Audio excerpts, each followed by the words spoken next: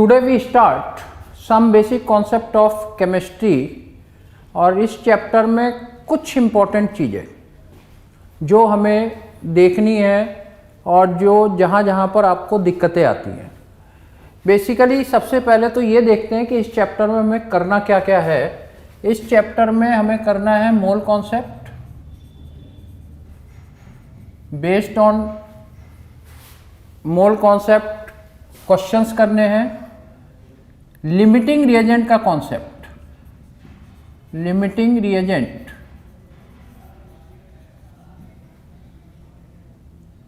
Application of POAC,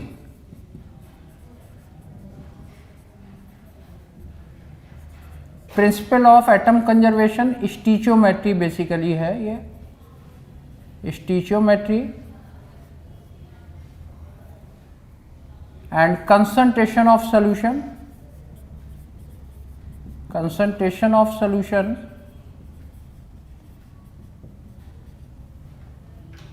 equivalent concept,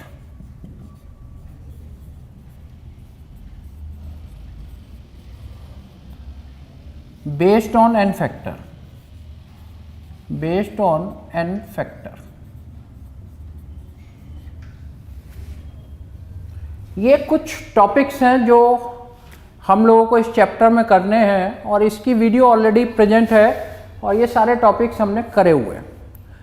आज हम केवल देखेंगे कि कहाँ कहाँ पर बच्चों को दिक्कत आती है और हमें और कैसे इसको प्रिपेयर करना है। जैसे इसमें कुछ इसके एप्लीकेशन हम देखेंगे, पीओएसी का एप्लीकेशन एंड इक्विवेलेंट कॉन्सेप्ट, बाकी तो आपका करा हुआ है। इसमें देखिए पीओएसी का अगर हम देखें, ये ऑलरेडी वीडियो में भी है लेकिन मैं यहाँ पर क्योंकि इसमें दिक्कतें आती हैं इसलिए मैं थोड़ा सा रिवाइज कर रहा हूँ और उसके बाद इसको शुरू करते हैं। इसका एप्लीकेशन देखते हैं, एक दो क्वेश्चंस करके इसको अप्लाई करते हैं।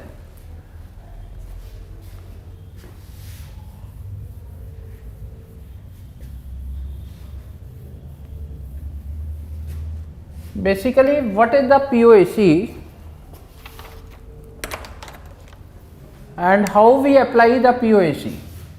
POAC is the principle of atom conservation.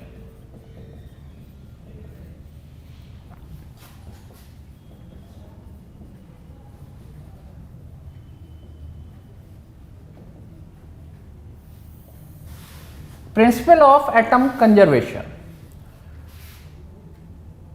इसमें एक एग्जाम्पल लेते हैं तब आपकी समझ में आएगा कि हमें कैसे अप्लाई करना है। सपोज करिए एक क्वेश्चन है, a mixture of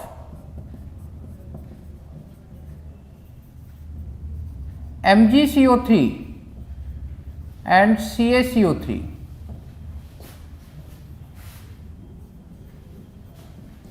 is heated for a long time.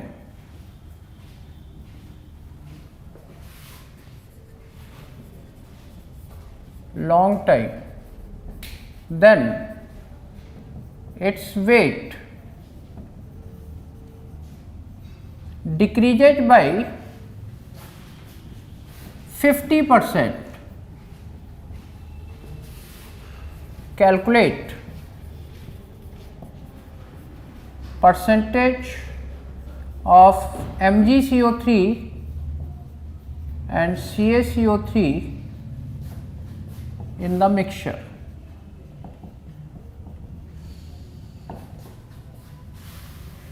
This is the question.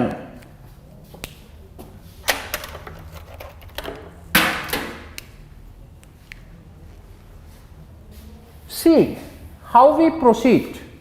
कैसे हम इसको क्वेश्चंस को सॉल्व करेंगे। इस तरीके के क्वेश्चन में जब भी परसेंटेज कंपोजिशन निकालना है, एक बात का ध्यान रखिए, let the weight of the mixture is 100 gram. Let the weight of the mixture is 100 ग्राम। 100 ग्राम में जितने भी ग्राम MgCO3 होगा that is the percentage of MgCO3। उसके अलावा क्या हो जाएगा, calcium carbonate. MgCO3 plus CaCO3 heated for a long time. Long time means whole are converted into oxide and CO2. All are converted into oxide plus CO2, सारा का सारा CaO MgO plus CO2 में convert हो गया। POAC की एक speciality है, POAC की एक स्पेशलिटी है, इसमें बैलेंसिंग की रिक्वायरमेंट नहीं है, बैलेंसिंग की रिक्वायरमेंट नहीं है। अब हमें इस क्वेश्चन को सॉल्व करना है, तो इस क्वेश्चन को सॉल्व करना है, तो इसमें देखिए let the weight of the mixture is 100 ग्राम, 100 ग्राम इसको कंसीडर कर लो। एक को मान लेते हैं x ग्राम है, तो दूसरा क्या हो जाएगा 100 माइनस x ग्राम।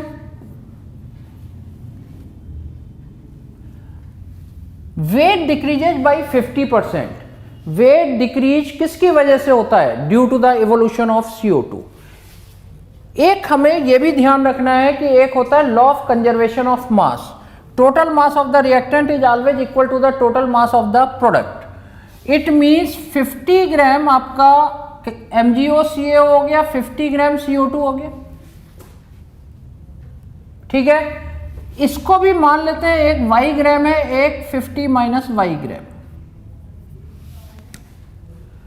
अब इसको सॉल्व करने के दो तरीके हो सकते हैं, दो तरीके हो सकते हैं। क्या क्या तरीका हो सकता है?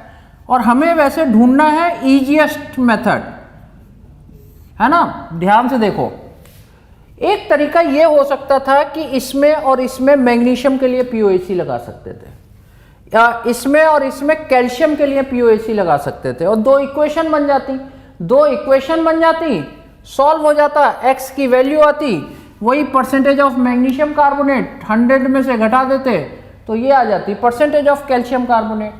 तो कैसे लगाते हैं? POAC for Mg atom in between MgCO3 and MgO, 1 into x upon molecular mass है इसका 84, 1 into मोल्स, जितने भी एटम है उससे मल्टीप्लाई करना है, 1 into y अपॉन 40, इक्वेशन 1 आ जाती। And in the same way हम लगा देते POAC for calcium atom, POAC for calcium atom, and here 1 into 100 minus x upon 100, 100 is the molecular weight of calcium carbonate, 1 into 50 minus y upon 56, ये आ जाती equation 2, ये आ जाती equation 2 और solve हो जाती। सॉल्व करते हैं x की वैल्यू आती। लेकिन क्या ये कुछ बड़ा सा मेथड नहीं लग रहा है? सॉल्व करने में भी दिक्कत आएगी। तो बेसिकली जब आप POAC लगाना बिल्कुल अच्छे से परफेक्टली सीख चुके होते हैं तो क्वेश्चन फिर एक ही लाइन में होता है, एक लाइन में आपका क्वेश्चन होता है। अब देखो इसका दूसरा तरीका क्या है, ऑब्जर्व सही से करना होता है। बस ये है कि ऑब्जर्व आपको सही से करना है, एटम कौन सा कंजर्व है ये सही से ऑब्जर्व करना है। इससे भी वही आंसर आएगा जो अब मैं दूसरे मेथड से कराने जा रहा हूं। इसमें जरा ध्यान से देखो, इसमें, इसमें और इसमें कोई एटम कंजर्व नजर आ रहा है? तो कौन सा एटम इसमें कंजर्व है? कार्बन देखिए कहीं और नहीं गया, इसमें तो है ही नहीं carbon. So carbon atom is conserve, तो इसमें हम कौन सी लगा सकते हैं? POAC फॉर C एटम लगा सकते हैं। मेथड 2 में हमने क्या करा? POAC फॉर C एटम, और ये एक लाइन में आपका सॉल्व होगा। C यहां पर 1 है, 1 इंटू x अपॉन 84, प्लस करेंगे एक साइड का 1 into 100 minus x upon 100 is equal to 1 into 50 upon 44, और सॉल्व कर लेंगे तो x आ जाएगा हमारा 71.5। So percentage of magnesium carbonate is equal to 71.5%, and percentage of CaCO3 100 में से माइनस कर दो 28.5%। This is the answer. तो ये क्वेश्चन एक लाइन में भी हो सकता है, और ये क्वेश्चन इस तरीके से भी हो सकता है। POAC आपको नहीं आती फिर तो फंस जाओगे इसमें।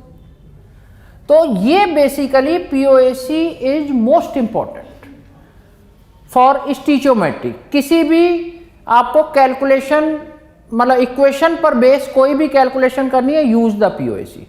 अगर एटम कंजर्व है, एटम कंजर्व नहीं है तो फिर हमारे पास एक दूसरा मेथड आ जाता है, वो आता है इक्विवेलेंट कॉन्सेप्ट आता है। इसका एक एग्जाम्पल और देखते हैं। ये तो एक एग्जाम्पल हो गया और इसके बाद एक एग्जाम्पल और देखते हैं और उसमें पीओएसी का यूज देखते हैं। ये तो नोट डाउन हो गया।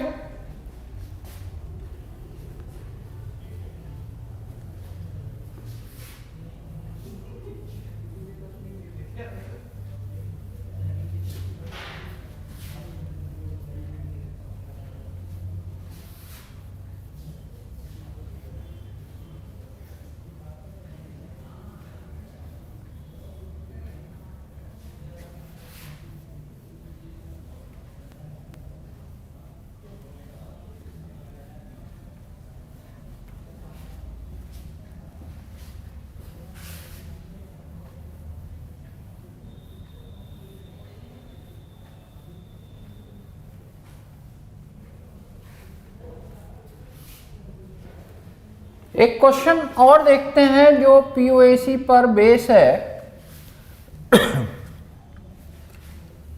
Equal weights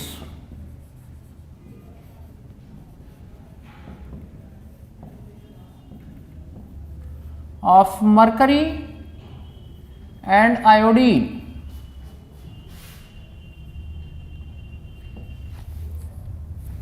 are completely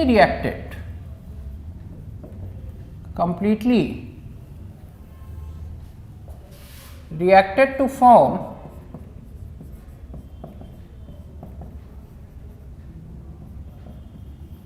Hg2I2 and HgI2.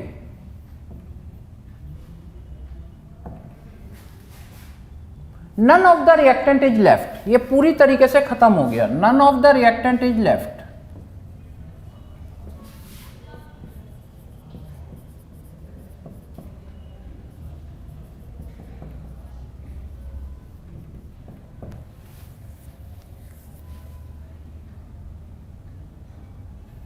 Calculate the ratio by weight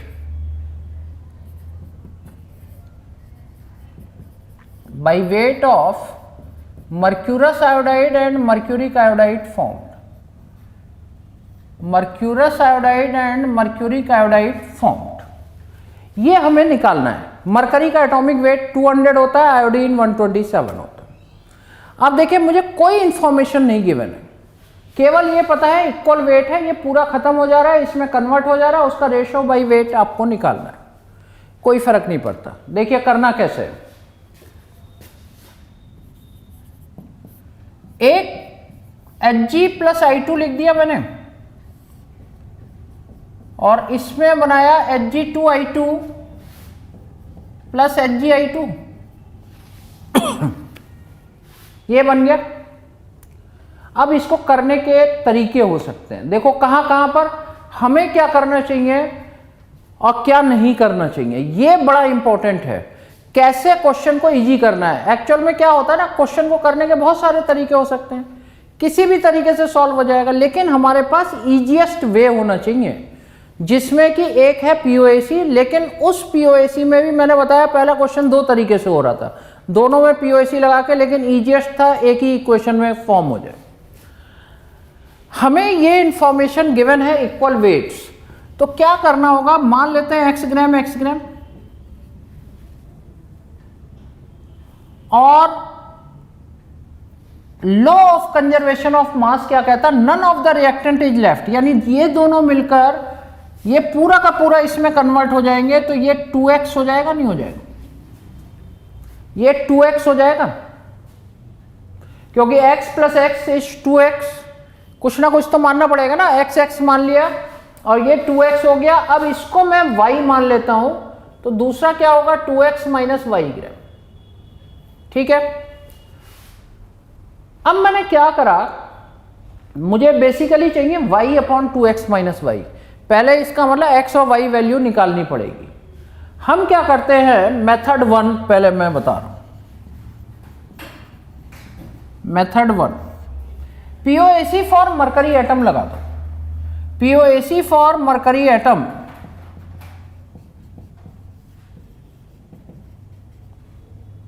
one into x upon 200 is equal to, इधर मरकरी कितने हैं 2 इंटू वाई अपॉन 400 और 654 प्लस करना पड़ेगा 1 into 2x minus y upon 454, equation 1 आ गया।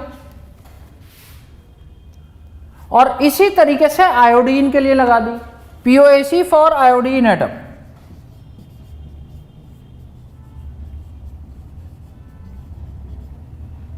2 इंटू एक्स अपॉन 254, इसमें भी आयोडीन 2 है, 2 into y upon 654 plus 1 into, sorry कितने आयोडीन है, आयोडीन के लिए लगा रहे हैं 2 into 2x minus y upon 454, दो क्वांटिटी अननोन और दो इक्वेशन, सॉल्व हो जाएगा। जितनी अननोन क्वांटिटी उतनी इक्वेशन है तो सॉल्व हो जाएगा। और एक्स वाई जब यहां से आएगा तो फिर हम कैलकुलेट कर पाएंगे y upon 2x minus Y चाहिए मुझे, तो इट कैन बी कैलकुलेटेड। लेकिन हमारे पास इतना टाइम तो है ही नहीं। वैसे ये क्वेश्चन मतलब मुश्किल से ही पूछा जाएगा क्योंकि थोड़ा लॉन्ग है, ये केवल कॉन्सेप्ट क्लियर करने के लिए है, मेडिकल के लिए आ भी सकता है क्योंकि इसके शॉर्ट वे भी हैं। शॉर्ट वे अभी हम बात करते हैं कैसे करेंगे। तो इसमें तो बड़ी कैलकुलेशन हमें करनी पड़ जाएंगी, इसमें बहुत कैलकुलेशन करनी पड़ जाएंगी और थोड़ा मुश्किल होगा, सॉल्व हो जाएगा। अब देखिए करना क्या चाहिए हमें, ये बड़ा समझने की बात है। जो मैंने उधर वीडियो में केवल क्वेश्चन ही क्वेश्चन कराए होंगे, लेकिन अब ये बड़ी इंपॉर्टेंट चीज है कि हमें करना क्या चाहिए ऐसे क्वेश्चंस को सॉल्व करने में। आपकी कोशिश ये होनी चाहिए जितनी भी अननोन क्वांटिटी कम कर सकते हो उतनी कम करो। जब भी रेशियो निकालना, कोई वैल्यू मान लो ना, कोई वैल्यू उसमें कंसीडर कर लो। अननोन क्वांटिटी जितनी कम होंगी उतनी कम इक्वेशन चाहिए, उतना आसान हो जाएगा क्वेश्चन, उतनी आसानी से सॉल्व होगा क्वेश्चन। अब आप देखिए इसमें मैं क्या कर सकता था, यहां पर मेथड 2 पे आते हैं। Hg plus I2 gives Hg2I2 plus Hg(I2), ये था, ठीक है। XX क्यों मानना, 100 मान लो ना, 100 मान लो, क्या दिक्कत है उसमें, क्योंकि हमें तो रेशो ही चाहिए ना, कोई एक्यूरेट वैल्यू तो चाहिए नहीं। रेशो में तो आप कुछ भी मान सकते हैं। तो यहां मैंने क्या करा, x की जगह 100 ग्राम मान लिया, 1-1 ग्राम मान लो, 10-10 ग्राम मान लो, जो मन में आए वो मान लो, इक्वल मानना है। मैंने इसे 100 ग्राम जब कंसीडर कर लिया और ये मुझे पता है none of the reactant is left, तो क्या ये दोनों मिलकर 200 ग्राम नहीं हो जाएंगे, ये तो हो गए 200 ग्राम। और जब ये 200 ग्राम हो गए तो ये आपका x ग्राम और ये क्या हो जाएगा 200 माइनस x ग्राम, 200 माइनस x ग्राम। अब ये क्वेश्चन आपका एक लाइन का है, x ही तो निकालना है बस केवल, और आपको चाहिए x अपॉन 200 माइनस x। किसी के लिए POAC लगाओ, मरकरी के लिए या आयोडीन के लिए, क्या फर्क पड़ता है, कोई सी लगाओ, हर एक से आंसर सेम ही आना है। जैसे मान लो मैंने लगा दी POAC for mercury atom, POAC for mercury atom 1 into 100 upon 200, 1 into 100 upon 200, 2 into x upon 654 plus 1 into 200 minus x upon 454। अब इससे x सॉल्व हो जाएगा, नहीं हो जाएगा, x सॉल्व कर लो। और अल्टीमेटली हमें क्या चाहिए, x निकलते ही x अपॉन 200 माइनस एक्स तो चाहिए ये, और ये बेसिकली आता है 0.532 अपॉन 1। ये मैंने तुम्हें आंसर बता दिया, ये मैंने तुम्हें आंसर बता दिया, सॉल्व कर सकते हो अब तो एक तरीका हमारे पास देखो, पीओएसी अल्टीमेटली इजी है, लेकिन उस इजी में भी आपके दो मेथड आ गए, उस इजी में भी दो मेथड आ गए। आपको एक बार XX ग्राम माना और एक बार मैंने कोई डिजिट मान लिया। हमेशा ध्यान रखो, जितना डिजिट को मान के चलोगे उतना आसान होता जाएगा। अननोन डिजिट कम, उतनी कम इक्वेशन, क्वेश्चन आसान। देखने की कोशिश करो कि कौन सा एटम यहां पर कंजर्व है। पॉइंट समझ में आ रहा है? तो इस तरीके से पीओएसी को अप्लाई करना होता है। वैसे तो ये तो मैंने थोड़ा सा बड़े क्वेश्चन ले लिए, नहीं तो पीओएसी में तो आपको स्टेप की भी जरूरत नहीं है, डायरेक्ट सीधे उठाओ और डायरेक्ट लगा दो पीओएसी, और बस ये पता होना चाहिए कौन सा एटम कंजर्व चल रहा है, और उसके अकॉर्डिंग आप क्वेश्चन को सॉल्व कर सकते हैं।